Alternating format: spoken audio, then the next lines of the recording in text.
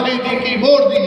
میرے اور آپ کے آقا علیہ السلام وہ اولو العزم شخصیت ہے جن کو نبی نہیں بلکہ نبی الانبیاء بنایا گیا۔ کہتے سبحان اللہ۔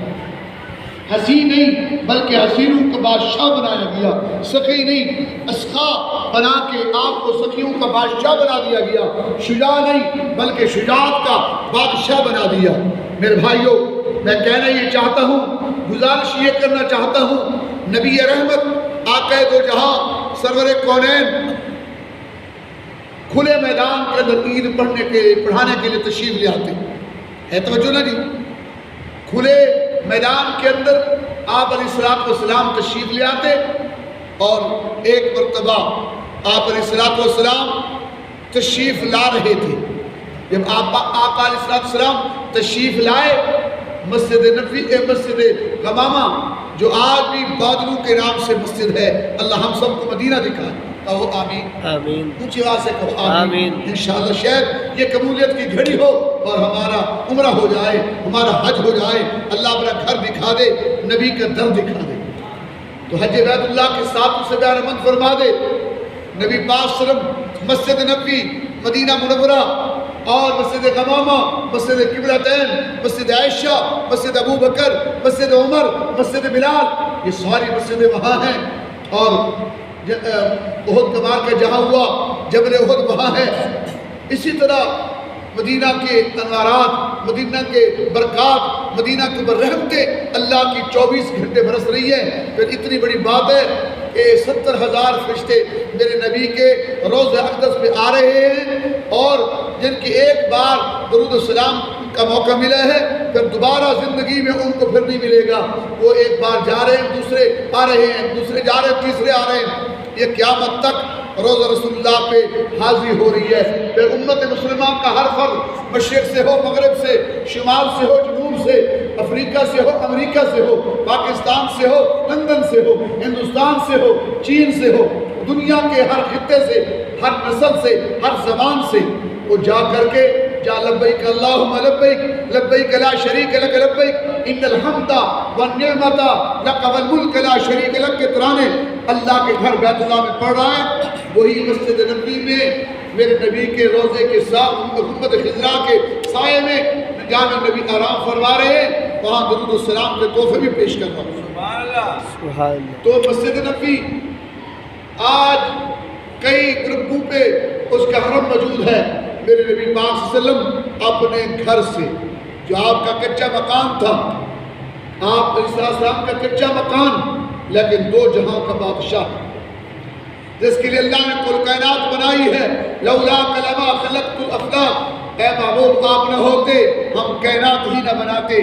کتاب فطرت کے سرے ورق پر جو نام احمد رقم نہ ہوتا تو یہ نقش ہستی ابھر نہ سکتا، وجود لوح قلم نہ ہوتا، یہ محفل کن فگا نہ ہوتی، جو امام نہ ہوتا، کوئی زمین نہ ہوتی، آسمان نہ ہوتا، عرب نہ ہوتا، عجم نہ ہوتا، تیرے غلام بھی نمایاں جو تیرے عکس کرم نہ ہوتا، بارگاہ ازل سے تیرا خطاب خیرون نہ ہوتا، نہ روح حق سے نقاب اٹھتا، نہ ظلمتوں کا حجاب ہوتا، فروغ تو شاہ نگاہ عرفہ اگر چراغ حرم نہ ہوتا۔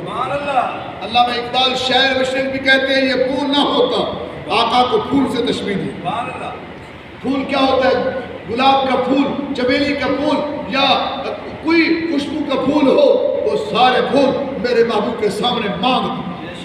یہ پھول نہ ہوتا تو کلیوں کا تبسم بھی نہ ہوتا، یہ گل نہ ہوتے تو بلبل کا ترنم بھی نہ ہوتا۔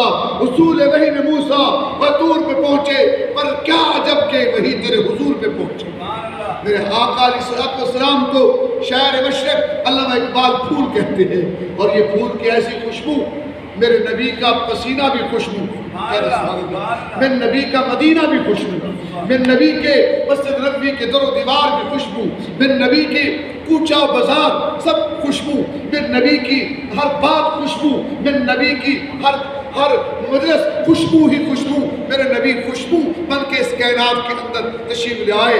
ماں سیدہ طیبہ طاہرہ محبوب کی والدہ سیدہ آمنہ فرماتی ہیں، جس رات بچہ میرے حشم مبارک سے، میرے پیٹ سے، میرے شکم سے بہر تشریف لے آئے، میں میں کیا دیکھتی ہوں کہ آسمان کے سورج سے بھی زیادہ میرا محبوب میرا بیٹا خوبصورت ہے.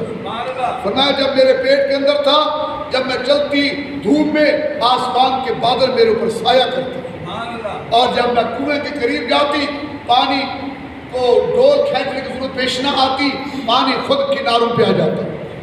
اور مجھے جب میں پتھروں پہ چلتی پتھر ریشم سے زیادہ نرم پڑ جاتے، اور میرے گھر سے خوشبو کے ہلے آتے. میرے آقا صلی اللہ علیہ وسلم ابھی پیٹ میں ہیں، ماں سیدہ آمنہ کے رحم میں ہیں، اور خوشبو گھر سارا. قریش مکہ کہتے ہیں کہ اے عبدالمطلب اپنی بہو سے پوچھو تو صحیح یہ خوشبو کہاں سے منگوائی. تو جب بہو سے پوچھا گیا شرم کے بارے میں بتاتی نہیں، لیکن اپنے سسر کو اور اپنے ساس کو اپنی ماں کو یہ بتا رہی ہے، ابو جان میں نے پورا حجاز مقدس بھی نہیں دیکھا، میں نے مکہ اور مدینہ کی سیر پوری نہیں کی، میں کہاں سے عرب سے اور کہاں عجم سے میں خوشبو لے آتی، یہ آنے والے کی خوشبو ہے. میں جب گھر میں ہوتی ہوں خوشبو کے ہلے ہوتے ہیں، رات کو سوتی ہوں انبیاء خواب کے اندر مبارکباد پیش کرتے ہیں، جنت کی حوریں اتر اتر کر کے میرے خواب کے اندر آ کر کے مجھے سلامیاں پیش کرتی ہیں. میں قربان جاؤں سیدہ آمنہ پہ حضور کی اماں فرماتی ہے میرے بیڑے میں خوشبو آ گئی. نبی تشریف لے آئے خوشبو ہی خوشبو تھی. میں نبی صلی اللہ علیہ وسلم تشریف لے آئے خوشبو کے ہلے تھے. میں کہنا یہ چاہتا ہوں میرے نبی سراپا مجسم معجزہ ہے، میرے نبی سراپا خوشبو ہے. میرے نبی کے ہر چیز خوشبو ہے، بات میں بھی خوشبو ہے، تلاوت میں بھی خوشبو ہے، حدیث مبارکہ کے اندر بھی خوشبو ہے، اور صحابہ کے اندر بھی خوشبو ہے. کیونکہ میرے نبی کے خوشبو کے جو محل تھے اور مصارف تھے وہ صحابہ تھے. میں کہنا یہ چاہتا ہوں کہ میرے نبی اپنے گھر سے نکلے، چھوٹے سے مکان سے نکلے، کچے گھر سے نکلے، کچی مسجد میں. کیا تو سبحان اللہ، کچی مسجد میں ایک دن آپ علیہ السلام مسجد نبی کے صحن میں آرام فرما رہے تھے. سرخ چادر زیب تن تھی، آپ علیہ السلام پہ سرخ چادر موجود تھی. ایک صحابی حضرت جابر رضی اللہ تعالیٰ عنہ بن سمرہ وہ فرماتے ہیں میرے دل میں خیال آیا کہ آج آسمان کا چاند بڑا خوبصورت لگ رہا ہے. کبھی کبھی جب چودھری کا چاند ہوتا ہے تو بڑی روشنی دے رہا ہوتا ہے.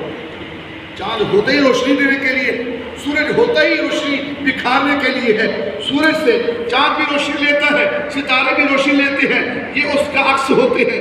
تو چاند سے پھلوں کے اندر مٹھاس پیدا ہوتی ہے، سورج سے پھل پھول اور جو ہے سبزیاں ترکاریاں اور ہمارے بیج ہر چیز اگتے بھی ہیں، پلتے بھی ہیں اور خشک بھی ہوتے ہیں. ہر ایک اپنا فنکشن ہے. کوئی مشرق سے نکل رہا ہے مغرب میں، کوئی مغرب سے جو ہے مختلف جگہوں پہ اپنے انوارات پھیلا رہا ہوتا ہے. تو میرے آقا کے صحابی کہتے ہیں آقا صلی اللہ علیہ وسلم نبی کے کچے صحن میں آرام فرما رہے تھے. میں نے سرخ چادر زیب تن کو ہٹایا، میں کبھی چاند کو دیکھتا، کبھی چہرہ مصطفیٰ کو پڑھتا، کبھی رخ جو ہے قمر کو دیکھتا اور کبھی رخ مصطفیٰ کو دیکھتا. بالآخر میں نے فیصلہ کیا کوئی چاند سے تشبیہ دینا یہ بھی کوئی انصاف ہے. چاند کے منہ پہ چھائیاں، مدنی کے چہرہ صاف.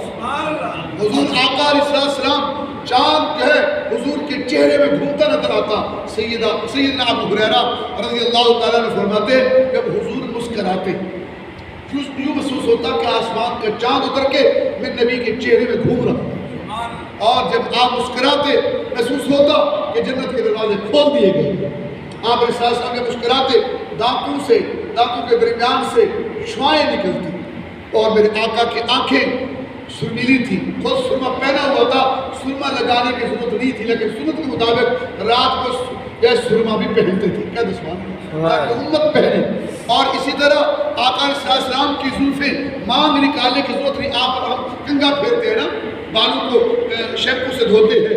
آپ اسلام بھی نہاتے تھے، لیکن جب آپ بالوں کو سیدھا کرتے تو بال خود جو ہے سیدھے ہو جاتے اور مانگ درمیان میں نکل آتی. آپ علیہ السلام کی پیشانی مبارک ایسے محسوس ہوتی کہ بہت بڑا جو ہے یہ تاج پہنا ہوا ہے. اور آقا علیہ السلام کی ناک مبارک اٹھی ہوئی تھی کہ آپ علیہ السلام کی ناک مبارک سے نور کی شعائیں نکلتی تھی. زبان جو بولتے وہ تھوک نہیں بلکہ منہ سے نور نکلتا تھا. حتیٰ کہ میرے نبی یوں آقا ہاتھ نیچے کر دیتے پانی کے چشمے بہہ پڑتے، اگر کسی لکڑی کے اوپر میرے نبی ہاتھ پھیر دیتے تو اس سے نور یعنی وہاں سے روشنی پیدا ہو جاتی۔ میرے نبی چلتے دھوپ کے اندر تو سایہ نہیں بنتا، میرے نبی چلتے آپ اور ہم چلے سایہ بنتا ہے۔ نبوت کا سایہ اللہ نے نہیں بننے دیا تھا کہ کوئی آدمی مشرک یا بے ایمان منافق میرے محبوب کے سائے کے اوپر جو آپ علیہ السلام کے عکس کے اوپر پاؤں رکھ دے وہ توہین کر دے۔ رب نے یہ بھی برداشت نہیں کی۔ نبی پاک کے جسم اتھر پہ اللہ مکھی بیٹھنا برداشت نہیں کرتا۔ اتنا اللہ نے جسم کو پاک اور صاف اور مطہر مزکہ بنایا۔ میرے نبی کا تو کوئی ثانی نہیں ہے۔ صحابی کہتے ہیں میں آقا علیہ السلام کو دیکھتا جب چل کے آتے تو ایسے محسوس ہوتا جیسے پہاڑ سے نیچے آ رہے ہیں، اور جب بیٹھتے یوں محسوس ہوتا کہ آپ علیہ السلام اور باقی لوگ برابر ہیں، لیکن جب چلتے یوں محسوس ہوتا کہ سب سے اونچے ہی ہمارے نبی ہیں، اور ہمارے نبی ہے بھی اونچے۔ کہتے سبحان اللہ، ساری کائنات سے لا یمکن الثنا کما کان حقہ بعد الخدا۔ بزرگ تو ہی قصہ ہے مختصر، خدا کے بعد اگر کوئی ذات ہے وہ ذات مصطفیٰ ہے، اور ایسی ذات اللہ نے تجھے اور مجھے دی ہے۔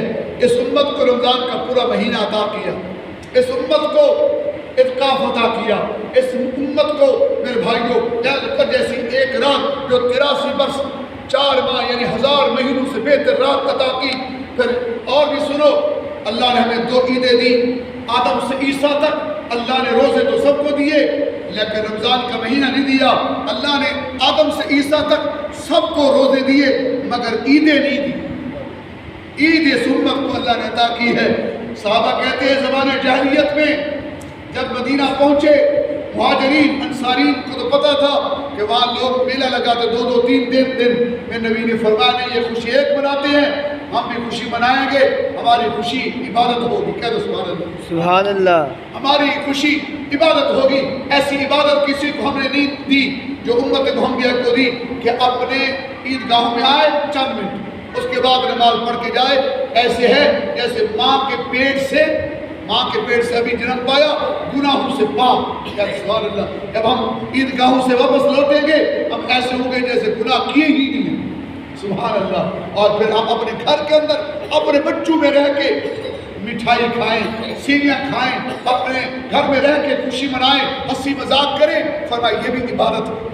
اللہ نے اتنی عبادت کو، اس عبادت کو اہم کیا ہے، اس عبادت کو میرے بھائیوں کہ اس رات کو، اس دن کو خوشی کے موقع پہ اتنا عظیم بنا دیا ہے کہ میرے نبی 11 مہینوں کے اندر کوئی دن ایسا نہیں گزرا کہ فجر کی نماز پڑھی ہو اور میرے نبی نماز پڑھاتے خود تھے اور پھر اشراق نہ پڑھی ہو، لیکن عید کے دن اشراق کی بھی پابندی ختم۔ اشراق میں نبی نہیں پڑھتے تھے، آپ علیہ السلام فجر کی نماز پڑھتے، گھر تشریف لے جاتے اور کھجور تناول فرماتے، میٹھا کھاتے، یعنی غسل کر کے میں نبی مسجد نبی میں آتے، نماز فجر ادا کراتے۔ سنت بھی یہی ہے کہ سورج کے نکلنے سے آفتاب کے نکلنے سے پہلے ہی تم غسل کر لو، کپڑے اچھے پہن لو۔ نبی پاک تشریف لاتے اور کھجور کھا کے، کھجور تناول کر کے آپ علیہ السلام آتے مسجد کے اندر۔ ایک دن آپ علیہ السلام مسجد نبی کے اندر تشریف لانے لگے، دائیں حسن تھے اور بائیں حسین تھے۔ کہتے سبحان اللہ۔ میرے حضور کہتے ہیں سید شباب اہل الجنہ الحسن والحسین، فرمایا حسن حسین میرے جنتی جوانوں کے سردار ہیں۔ جنت اللہ کی ہے ساری، جنت کس کی ہے بھی سارے بولو؟ اللہ کی۔ کس کی بھائی؟ بات سمجھ آ رہی ہے؟ جنت کس کی ہے؟ اللہ کی ہے، لیکن جنت کی چابی محمد مصطفیٰ کے پاس ہے صلی اللہ علیہ وسلم۔ فرمایا جنت کی نوجوانوں کے سردار میں جس کو مقرر کر رہا ہوں، میں رب نے اس کو مقرر کیا ہے، سید شبابی اہل الجنہ الحسن والحسین۔ فرمایا حسن حسین جنتی جوانوں کے سردار، اور فرمایا یہ ریحانت الدنیا والآخرہ، دنیا آخرت کے جو پھول ہیں میرے وہ الحسن والحسین، اور یہ حضرت حسن حسین میرے محبوب کے سوار ہیں۔ کہہ رہے سبحان اللہ، سواری حضور ہے، شاہ سوار حسن حسین ہے۔ اور فرمایا فاطمہ عزت منی، فاطمہ میرے جگر کا ٹکڑا ہے، علی میرے داماد یہ اہل بیت میں سے ہے۔ اور اس کا ذکر بھی بڑی تفصیل کے ساتھ ہے، علی مجھ سے ہے اور میں علی سے ہوں۔ فرمایا علی رضی اللہ تعالیٰ عنہ مجھ سے ہے، میں علی سے ہوں۔ یہ خاندان اہل بیت بڑا عزت والا ہے، بڑا شان والا ہے۔ ایک طرف حضرت حسن ہے، ایک طرف حسین ہے۔ حضرت حسین نے کہا، حضرت حسن نے کہا آقا ہمارے نانا، ہمارے ابو جان لوگ اونٹوں پہ، گھوڑوں پہ سوار ہو کے عیدگاہ کی طرف آ رہے ہیں، ہم بھی چاہتے ہماری سواری ہو۔ حضرت فرماتے ہیں میں بیٹھ گیا، میں نے کہا حسن دایاں کندھا میرا حاضر ہے اور بایاں کندھا حاضر ہے، ایک طرف حسن بیٹھ جائے ایک طرف حسین بیٹھ جائے، آج تمہارا نانا مصطفیٰ سواری بنتا ہے اور شاہ سوار حسن و حسین بن جائے۔ میں کہتا ہوں سواری بھی نرالی، یہ تو ایسی سواری ہے، ایسی عزت والی شان والا انسان ہے، سید البشر ہے، خیر البشر ہے، نبیوں کا بھی نبی ہے اور ساری کائنات کا دلیرا پیغمبر ہے، جس کے لیے اللہ نے ان کے لیے زمین پہ نہیں عرش بری پر ان کا مقام اتنا بلند کیا کہ جوتی سمیت اللہ میرے محبوب کو عرشوں پہ لے گیا، جوتی سمیت۔ وہ دیکھو میں نبی جوتی سمیت عرش پہ معراج کے رات بیٹھے، کہ نبی نے زمین پہ دیکھا عرش جیسی چیز وہ بھی نیچے ہے، محمد صلی اللہ علیہ وسلم اس سے اونچا ہے، لو قلم کرسی نیچے ہے، محمد مصطفیٰ اونچا ہے، ساتوں آسمان نیچے ہے، محمد مصطفیٰ صلی اللہ علیہ وسلم اونچے ہے، جنت جہنم نیچے ہے، میرا مصطفیٰ اونچا ہے، فرشتوں کی قبلہ بیت معمور نیچے ہے، محمد مصطفیٰ اونچا ہے، قبلہ بیت المقدس اور قبلہ بیت اللہ مسجد حرام نیچے ہے اور زمین پہ ہے، میرا محبوب عرش بری پہ ہے۔ اللہ نے میرے محبوب کو کتنا اونچا کیا، کتنا مقام دیا، کتنی عزت دی، لیکن عزت والا نبی، کہہ دو سبحان اللہ، کہہ دو سبحان اللہ، عزت والا نبی اپنے محبوب نواسوں کو ایک کو کندھا پیش کرتا ہے دایاں اور ایک کو کندھا پیش کرتا ہے بایاں، فرمایا اگر اونٹ نہیں ہے، سواری نہیں ہے، گھوڑا نہیں ہے، محمد